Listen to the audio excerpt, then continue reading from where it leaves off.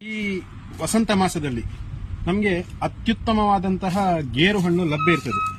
ಈ ಗೇರು ಹಣ್ಣನ್ನ ನಾವು ಹೀಗೇನೆ ಸೇವಿಸುವುದಕ್ಕಿಂತ ಜ್ಯೂಸ್ ಮೂಲಕ ಕುಡಿದ್ರೆ ಅದಕ್ಕೆ ಬಹಳ ರುಚಿ ಬರ್ತದೆ. ಗೇರು ಹಣ್ಣನ್ನ ಕಬ್ಬಿನ ಮಿಷಿನ್ನಲ್ಲಿ ಹೀಗೆ ತುಂಡು ಮಾಡಿದಂತಹ ಕಬ್ಬನ್ನ ಹೀಗೆ ಇಟ್ಟು ಇದನ್ನ ಕ್ರಷ್ ಮಾಡಿದ್ರೆ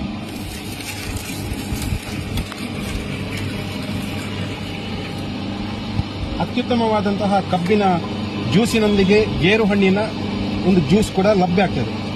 ಬಹುಶಃ ಇದನ್ನು ನಾವು ಸೇರಿಸಿದ್ರೆ ಅದು ಸಹ ಈ ಬೇಸಿಗೆ ಕಾಲದಲ್ಲಿ ನಮ್ಮ ಆರೋಗ್ಯಕ್ಕೆ ಬಹಳ ಒಳ್ಳೆಯ ಒಂದು ಪೋಷಕಾಂಶ ಲಭ್ಯ ಆಗ್ತದೆ. ಮ್ಯಾಗ್ನೀಸಿಯಂ ಮತ್ತು ಬೇರೆ ಬೇರೆ ರೀತಿಯಾದಂತಹ ಕಂಟೆಂಟ್ಗಳು ಈ ಗೇರು ಹಣ್ಣಿನಲ್ಲಿದೆ ಮತ್ತು ಕಬ್ಬಿನಲ್ಲೂ ಕೂಡ ಇದೆ.